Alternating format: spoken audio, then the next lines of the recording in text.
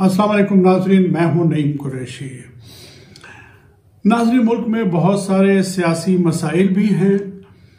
अफगानिस्तान के हवाले से इस्लामाबाद में आज एक कॉन्फ्रेंस भी हो रही है और उसमें OIC ममालिक के वज़राए ख़ारजा तशरीफ़ ला रहे हैं। अफगानिस्तान में एक इंसानी अलमिया जन्म लेने वाला है, उसके हवाले से भी बात हो सकती थी, इस कॉन्फ्रेंस के हवाले से भी बात हो सकती थी, कुछ सियासी इश्यूज भी हैं। लेकिन मैंने मुनासिब समझा कि कराची में जो खौफनाक वाक़या हुआ है, यानी शेरशाह के इलाके में एक इमारत धमाके से गिर गई है और उसमें 17 अफराद की हलाकतें हो गई हैं। ये इसलिए अहम है कि कराची में पहले ही बहुत सारे इश्यूज चल रहे हैं और गैर कानूनी तामीरात के हवाले से हम मुसलसल गुफ्तगू कर रहे हैं, जिसका एक खौफनाक मंजर जो है वो हमें कल कराची में नजर आया है। देखिए, ये इमारत एक नाले पे तामीर हुई थी, यानी इसकी बुनियादें तक नाले के अंदर मौजूद थी। जब नाले को पूरी तरह बंद कर दिया गया और गैस का इखराज मुमकिन न हुआ तो जाहिर है कि वो एक धमाके से इमारत जो है उड़ गई, जिसमें ख़ास तौर से एक निजी बैंक जो है उसकी ब्रांच थी, उसमें कुछ लोग मौजूद थे। फिर उसके साथ एक कार का एक शोरूम था जो मुकम्मल तौर पर तबाह हो गए और ये एक बहुत जानलेवा हादसा था। कराची में नालों के हवाले से जब गुफ्तगू हुई थी तो हमने उस वक्त भी यही कहा था कि कराची में जो है वो गैर कानूनी तामीरात जो हैं, इसके जो जिम्मेदार जो लोग हैं वो 3 हैं।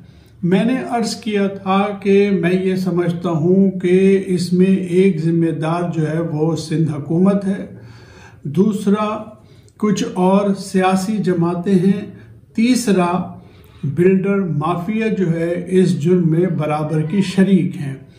जब नस्ला टावर का मामला हुआ था तो मैंने उस वक्त भी ये अर्ज किया था कि नस्ला टावर को गिराने की मुखालफत इसलिए की जा रही है कि दीगर गैर कानूनी तामीरात को बचाया जा सके, और बिला शक व शुबा इसमें बहुत सी सियासी जमातें भी इस्तेमाल हुई।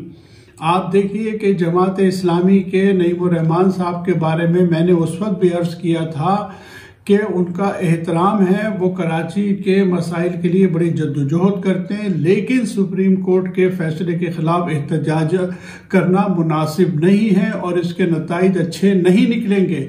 और इन तमाम लोगों का, यानी बिल्डर्स का मुजाहरा करना, सिंध हुकूमत का उसको सपोर्ट करना, मीडिया को उसको सपोर्ट करना, ये सब एक प्लान का हिस्सा था।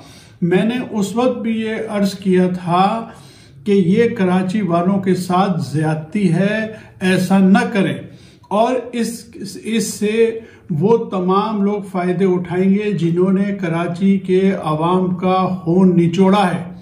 और देखिए, मेरी बात हुर्फ बहुर्फ सब साबित हुई। आज यानी 19 तारीख को ही रोजनामा जंग के एक रिपोर्टर ने एक बहुत अच्छी रिपोर्ट शाया की है।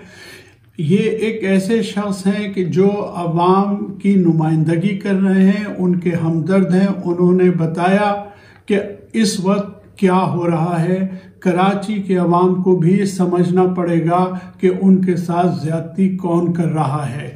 मैं आपको ये खबर पढ़ के सुनाता हूँ तो आपको अंदाज़ा होगा कि मैंने जो कुछ भी कहा था वो कितना दुरुस्त साबित हुआ है। ये जंग के एक रिपोर्टर हैं, इखलाकी तौर पे मुझे इनका नाम लेना चाहिए क्योंकि इन्होंने कराची के अवाम की बड़ी खिदमत की है। ये रफ़ीक बशीर साहब हैं जी, जंग के नुमाइंदे। ये फरमाते हैं, ये अपनी रिपोर्ट में कहते हैं कि नस्ला टावर के खिलाफ अदालती कार्रवाई के बाद हुकूमत सिंध की जानिब से नाजायज तजावुजात और गैर कानूनी तामीरात को रेगुलराइज करने के लिए कानून साजी की तजवीज़ दी गई है, जिसके बाद कराची में गैर कानूनी तामीरात में तेजी देखने में आ रही है, जबकि गडाफ टाउन में उन खाली अराजी पर भी गोट के बोर्ड लगा दिए जिस पर एक मकान भी तामीर नहीं है। तफसीलात के मुताबिक गडाब के इलाके में खाली नाकिलास अराजी पर भी गोट के बोर्ड लग गए और तेजी से चार दीवारी की जा रही है। गडाब के मुकामी लोगों से जब मालूम किया गया तो उन लोगों का कहना था, जब मुकामी लोगों से ये मालूम किया कि ये इतनी तेजी से तामीरात और बोर्ड कैसे लग रहे हैं, तो उन लोगों का कहना था कि अदालती अहकामात पर नस्ला टावर गिराने के बाद सिंध हुकूमत ने गैर कानूनी और नाजायज तामीरात को मुस्तकिल करने के लिए कानून बनाने की जो तजवीज़ दी है, इसके बाद यहाँ नाकिलास अराजी की तामीर या कब्जा करने में तेजी आई है। बाअसर अफराद कब्जा की गई अराजी पर चार दीवारी बना रहे हैं ताकि आने वाले नए कानून से फायदा उठाकर अराजी को रेगुलराइज करा लें। बाज वीरान खाली अराजी पर भी गोट का बोर्ड लगाकर चार दीवारी तामीर की जा रही है। गैर कानूनी तामीरात के लिए कानून साजी की तजवीज़ के बाद ओपन मार्केट में गोटों के प्लाटों की कीमतों में इजाफा देखने में आया है। इतलात के मुताबिक बोर्ड ऑफ रेवेन्यू में 2000 से पहले के जाली कागजात बनाने के अमल में भी तेजी आई है।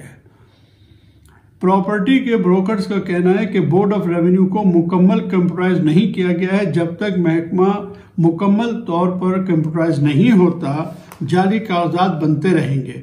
बोर्ड ऑफ रेवेन्यू अब भी 2020 में गोट बनाने की इजाज़त दे रहा है।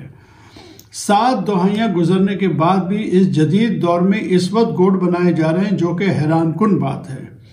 एक गैर सरकारी सर्वे के मुताबिक सोहराब गोट से टूल प्लाजा तक, सोहराब गोट से टूल प्लाजा तक, ये कराची के अवाम सुन लें, टूल प्लाजा से सोहराब गोट से टूल प्लाजा तक सिर्फ एक दहाई के दौरान, यानी 10 साल के दौरान, पीपल्स पार्टी के दौरे इख्तिदार के दौरान 1200 से जायद नए गोट बनाकर अरबों की सरकारी अराजी फरोख्त कर दी गई है। देखिए, ये वो खदशात थे जिनका मैंने बार बार इजहार किया था। दोस्तों ने कहा था कि आप नस्ला टावर को गिराने के हामी क्यों हैं। मैंने ये अर्ज किया था कि नस्ला टावर या मक्का टेरेस को एक मिसाल बन जाना चाहिए बिल्डर्स के लिए, ताकि मुस्तकबिल में इनकी तामीरात को रोका जा सके।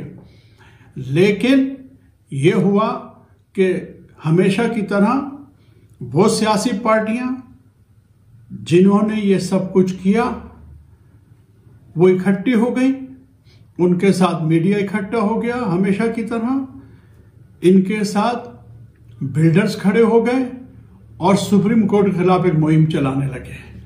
और जैसे ही इन सियासी जमातों का सहारा मिला, सिंध हुकूमत ने शय पाते ही नाजायज चीज को जायज करार देने के लिए कानून साजी की तजवीज दे दी और कानून बनाया जाएगा। मैंने पहले भी अर्ज किया था, मैं अब भी यही कहता हूं कि ये सब मिलके कराची के अवाम खून चूसता रहेंगे और हम कुछ भी नहीं कर सकेंगे। ये सूरत हाल है कि इस वक्त कराची में लाखों लोग जो है वो नालों के गिर्द रिहाइश पजीर हैं। लाखों लोगों की जिंदगी खतरे में है अगर इसके लिए अवाम के लिए कुछ नहीं किया गया। देखिए, ये सियासी पार्टियां ना तो गुजर नाले के अवाम के लिए खड़ी हुई, ना औरंगी टाउन के नाले के लिए खड़ी हुई। ये खड़ी हुई हैं बिल्डर्स के लिए, ये खड़े हुए हैं सिंध हुकूमत के लिए, ये खड़े हुए हैं SBCA के अफसरान के लिए। कराची के अवाम को मैं बार बार जोर देता हूं कि कराची अवाम को अपने लिए खुद खड़ा होना पड़ेगा। अगर आप अपने लिए खुद खड़े नहीं होंगे तो जिस तरह इस रिपोर्ट में बताया गया है कि सिर्फ इस तजवीज के बाद अरबों खरबों की जमीनें जो हैं उन पे कब्जे शुरू हो गए और ये सारी जमीनें जो हैं कराची के लोगों का हक है, उनकी ये ज़मीनें हैं जिन पे बेपनाह बुरी तरह सिंध हुकूमत ने लोगों के कब्जे करवा रही है।